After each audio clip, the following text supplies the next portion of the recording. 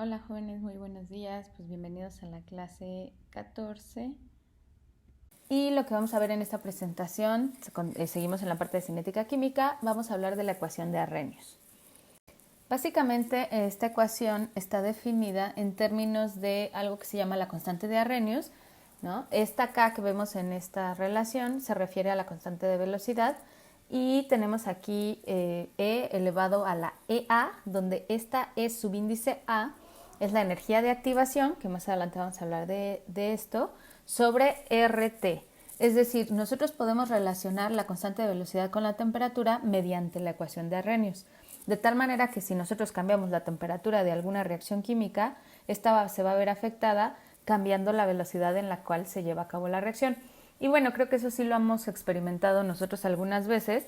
Si queremos que algo se disuelva más rápido, si queremos que una reacción probablemente se favorezca hacia la formación de los productos, lo que hacemos es elevamos la temperatura y de esta manera lo logramos.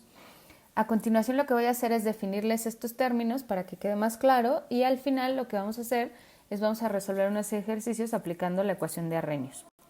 Entonces, fíjense, lo primero es hablar de la energía de activación. La energía de activación, como se ve en la curva del lado derecho, es la energía que yo necesito vencer para que los reactivos pasen a los productos. Es decir, cuando yo tengo una reacción química, antes de que esta ocurra, antes de que ocurra la transformación o el cambio que esta representa, necesitamos que se forme algo que se llama complejo activado. Para que ese complejo activado se forme, yo necesito darle energía al sistema. ¿Cuánta energía necesito darle al sistema? Pues la energía de activación. Una vez que se forma ese complejo activado, la energía decrece o se libera hasta la formación de productos. De hecho, aquí si se fijan, los productos están más abajo en nivel de energía que los reactivos. Esto querría decir que la energía de Gibbs es negativa y la reacción es espontánea. Si la energía de los productos queda más arriba, entonces el delta G sería positivo y la reacción no es espontánea, al menos en la dirección en la que estaría planteada. Finalmente, lo que tenemos aquí pues es la energía neta desprendida en la otra flechita. ¿Por qué? Porque la energía de activación la necesitamos y luego se desprende. Esa no formaría parte propiamente del sistema total, pero sí la diferencia entre la energía de los productos y de los reactivos, que es lo que nosotros representamos como el cambio en la energía libre de Gibbs. Ahora bien, cuando hablamos de un catalizador, y les quise poner aquí una rica foto de un bolillo, porque cuando la elaboración de los bolillos se utilizan catalizadores. Los catalizadores que se utilizan pues pueden ser de diferentes tipos. Y la idea de un catalizador es justamente disminuir esta energía de activación. Aquí no se ve bien la figura, pero del lado izquierdo está la curva que representaría el azul, una energía de activación normal, de una reacción normal, y la rosa, esta sería cuando la reacción se lleva a cabo en presencia de un catalizador. Un catalizador entonces es una sustancia que lo que hace es disminuir la energía de activación de tal manera que con esto disminuya la velocidad de la reacción. Cuando nosotros utilizamos un catalizador, en el caso del pan, como la levadura, lo que queremos hacer es favorecer la formación del pan y la levadura, que son una serie de bacterias, no sé si alguna vez lo han utilizado, pero estas bacterias lo que hay que hacer es activar la levadura, la dejas que actúe en el pan y ya lo que haces es que aumentas la velocidad con la que la reacción se lleva a cabo en el caso de la harina, ¿no? De hecho, vas a ver que cambia de tonalidad, que cambia de consistencia cuando usas la levadura en el caso del pan, y es una reacción que se lleva a cabo de forma más rápida que si no lo utilizaras y además con otro tipo de beneficios. Bueno, el siguiente término corresponde a la constante de Arrhenius. Este es un término un poquito más complejo, no es tan fácil como en el caso de la energía de activación. Este término, en realidad, lo que nosotros vamos a hacer es vamos a obtener valores de constantes de equilibrio a diferentes temperaturas para calcular cuánto vale la constante de Arrhenius. Pero quise ponerles esta diapositiva pues para que ustedes sepan qué representa esa constante de Arrhenius. Fíjense, está en términos de los choques por unidad de tiempo cuando las concentraciones son la unidad. Por ejemplo, para dos moléculas A y B de radios Ra y Rb en fase gaseosa, este valor de Z estaría determinado por toda esta expresión que está puesta aquí después de la flechita, en términos de pi, RT, de la masa de A, de la masa de B, y del radio de A y del radio de B. Pero si nosotros tenemos más sustancias ahí presentes, pues ese término se va a ver muy complejo porque va a tomar en cuenta las interacciones de todos estos radios y de todas estas masas. El término que está en el denominador es una masa promedio, es como si sacáramos la masa, no propiamente la masa promedio, como si sacamos el centro de masa que tiene una especie, ¿no? Y el otro término representa la fracción de moléculas que chocan con orientación adecuada, que es como un factor estérico. El término estérico tiene que ver, por ejemplo, cuando hablamos de impedimento estérico, es que si tenemos nosotros un poro y nosotros vamos a meter una molécula a ese poro, si esta molécula que queremos atravesar por ese poro es de un diámetro más grande, entonces por impedimento estérico, es decir, por tamaño, por factores de tamaño, no se va a poder dar ese proceso.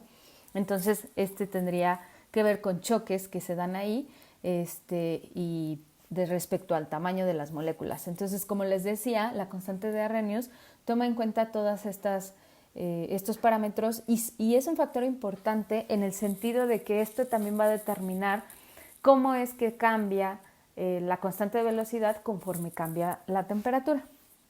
Ahora vamos a verlo con algunos ejemplos para que vean cómo lo vamos a aplicar. Creo que no es complicado.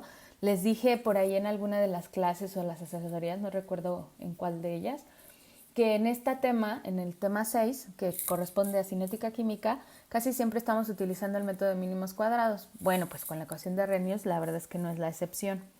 Entonces el ejemplo 49 dice calcular la constante de velocidad para la descomposición del N2O5 a 50 grados Celsius, sabiendo que a 45 grados Celsius la constante de velocidad es 5 por 10 a la menos 4 segundo a la menos 1 y nos dan una energía de activación de 88 kJ sobre mol. Entonces nosotros tenemos la ecuación de Arrhenius, que sería esta. Si nosotros queremos evaluar esta ecuación en 2 puntos, que sería una forma integrada, fíjense cómo queda. Y espero la encuentro en relación con algo, ¿no? Se parece bastante a la ecuación de Clausius-Clapeyron. En esta ecuación la única diferencia es que ya no estamos en términos de presiones o de temperaturas o de constantes de equilibrio, sino de constantes de velocidad. Aquí esta K2 y K1 representan constantes de velocidad. EA es la energía de activación, R sigue siendo la constante de los gases, 1 sobre T1 menos 1 sobre T2. Entonces los datos que nos está dando en el ejercicio es que la constante 1 es 5 por 10 a la menos 4 segundos a la menos 1 y la temperatura 1, 318.15 Kelvin. ¡Ojo! Y esto ya se los había dicho en otras ocasiones. Yo seleccioné que esta fuera K1, pero yo puedo ponerle K2 y entonces despejar K1. O sea, cualquiera de los dos caminos, el resultado va a ser exactamente el mismo. Porque de un lado tengo una diferencia y del otro el cociente del logaritmo de K2 entre K1 en realidad es logaritmo de K2 menos logaritmo de K1. Entonces da igual como los quiera poner, siempre y cuando sí se respete que a esa constante de velocidad le corresponde una temperatura de 318.15 Kelvin. Entonces, bueno, pues ya tomo los datos, los meto en esta ecuación que tengo aquí de la forma integrada, despejo la constante de velocidad K2, que es la que me están pidiendo, una constante de velocidad, y de esta forma obtengo que la constante de velocidad sería igual a 8.366 por 10 a la menos 4, y las unidades que me quedan serían las mismas que tiene la otra constante, que son segundos a la menos 1, ¿sí? Entonces, ojo con eso. Las constantes de velocidad cambian de unidades dependiendo del orden de reacción que tengamos. La clase pasada les expliqué a qué correspondía este valor de n, que era el orden de reacción, y con este está relacionada las unidades que tiene la constante. Entonces vamos a ver un ejemplo más. El ejemplo 50 dice, en la hidrólisis alcalina del acetato de metilo, se encontró que la constante de velocidad variaba con la temperatura según se muestra en la tabla, y aquí está la tabla, ¿no? Son 4 valores de temperatura y 4 valores de constante de velocidad. Calcular la energía de activación y la constante de Arrhenius. Y pues, ¿qué creen? Aquí es donde les digo, tomamos la ecuación, si nosotros sacamos logaritmo en ambos lados de la ecuación, a lo que llegamos es a esta ecuación, y lo que vamos a hacer es, en esta, si se fijan, tenemos la forma de la ecuación de una línea recta. ¿En qué sentido? Si hacemos y igual a mx más b, lo que tendríamos que hacer es un cambio de variable donde y sería igual al logaritmo de la constante de velocidad y x sería 1 sobre la temperatura. y fue lo que hice.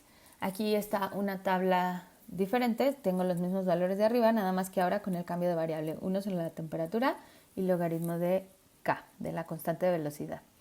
Bueno, yo grafico esos datos y al final lo que voy a ver es que cuando haga la gráfica de estos datos en el eje de X, en lugar de X pongo 1 sobre T y en lugar de Y pongo logaritmo de la constante de velocidad.